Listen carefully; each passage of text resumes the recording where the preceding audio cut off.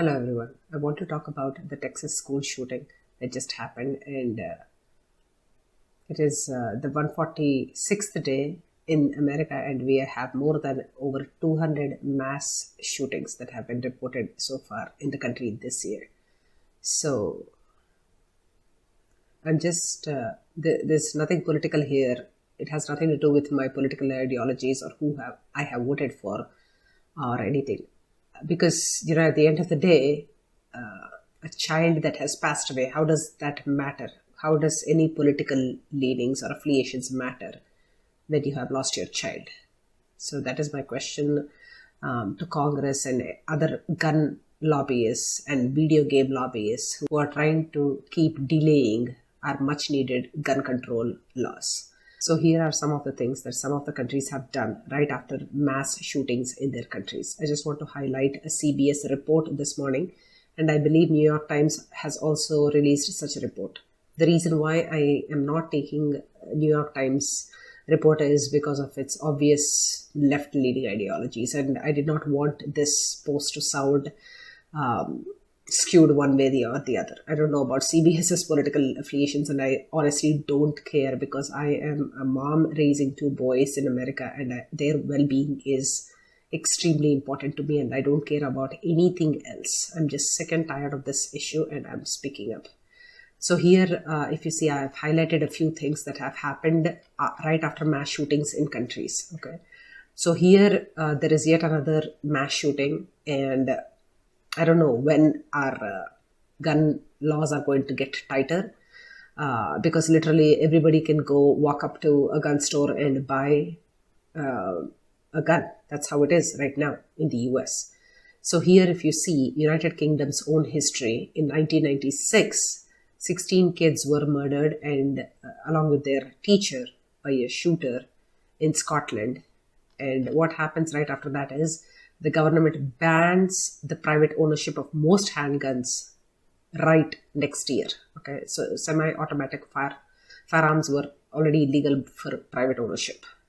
Okay, so even before anything happened, it was already illegal to have semi-automatic firearms.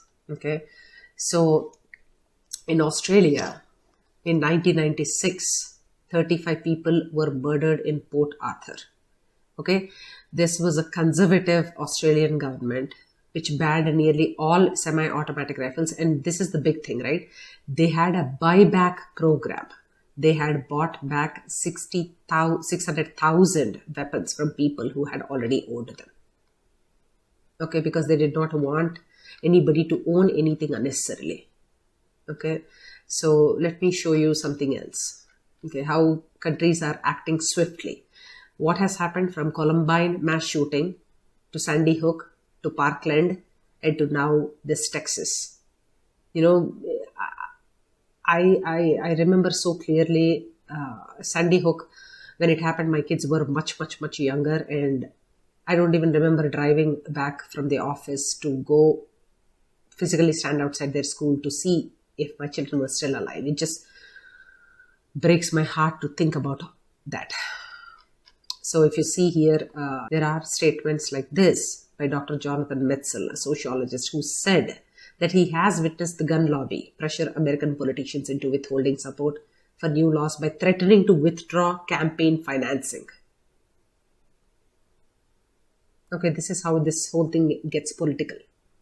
Because everybody who wants to be in power, they are getting funded by all these people who have these agendas. And how is the gun lobby so active, and how do you think the video games are becoming more and more and more violent? I have 6-year-olds who play FPS games, first-person shooter games, FPS games, 6-year-olds that I teach robotics and coding to. They are playing extremely violent games. I'll show you the kind of guns and everything that they use in those games. And in New Zealand, what happens? A gunman attacks 2 mosques in 2019, killing 51 people. What happens? Immediately, there are legal changes in the form of ban on military or assault-style semi-automatic weapons. Why can't this be done in America? How many children, how many parents will have to keep crying their hearts out? What is this? Let me just show you the kind of FPS games that my kids play, that my students play. Let me show you some of them. It's just, we should pull up some videos. Okay, so these are the, there's just a parody video. Okay, so let me show you, let me move myself here. Okay. So Call of Duty, Halo, and Battlefield. They're having a rap battle or whatever here. I don't know what it is.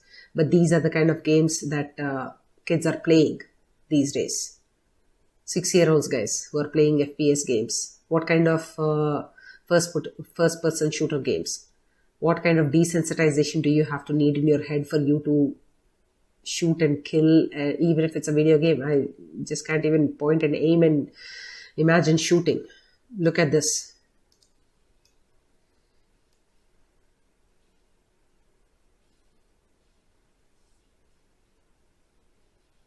Things are flying off, cars are flying off.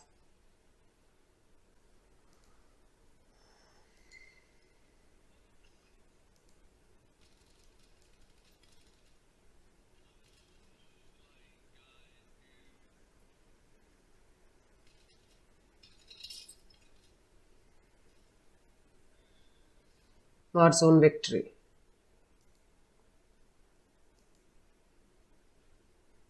Look at this gun.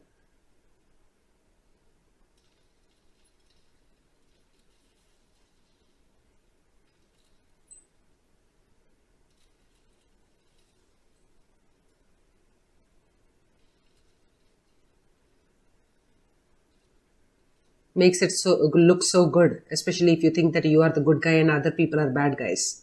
Anybody who doesn't look like you, anybody who's threatening the safety of yours, you just take up a gun to save the world, right? That is the kind of attitude.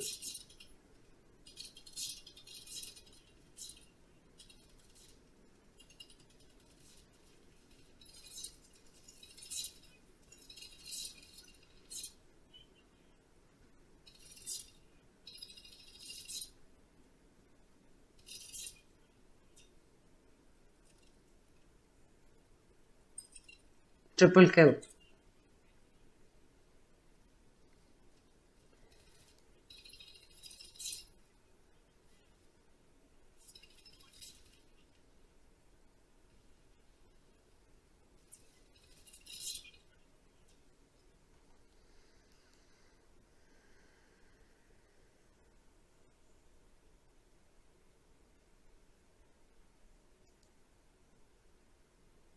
Just killing everywhere.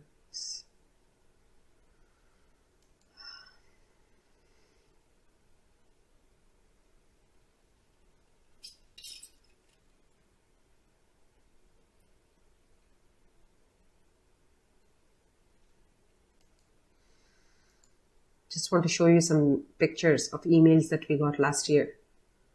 Here is our principal who was talking about some graffiti threat. I'm going to blow up the school, was what was written in one of the bathroom stalls. The girls and the boys, the kids were just completely shell-shocked. They would not go to they would not want to go to school. My own child. This is my own child's classroom. You know, the kids were just going crazy with worry. What about, us? We're just worried. So scared. Just want to show you some more pictures of guns that kids know how they look like. Look at all these guns. Everybody is freaking out. Threats at school. Parents and kids, teachers, principal, everyone of us were freaked out. Is this a copycat? Like at Oxford, talk to mom and dad. Look at the kind of messages that kids were sending each other. They were 5th graders, 6th graders, 7th graders. When will all this end? Are we really waiting for Congress to come to our rescue while gun lobbyists and video game lobbyists and all these people who are pushing their own agenda, are we going to wait for everybody to just worry about the common man like you and me? What about all the parents of all the kids who are getting massacred? Please think about it. Please talk to your senator, talk to your local congressman. Please take the power back and please ask questions, because we need action here. Nothing political, guys. Please think about it. Thank you.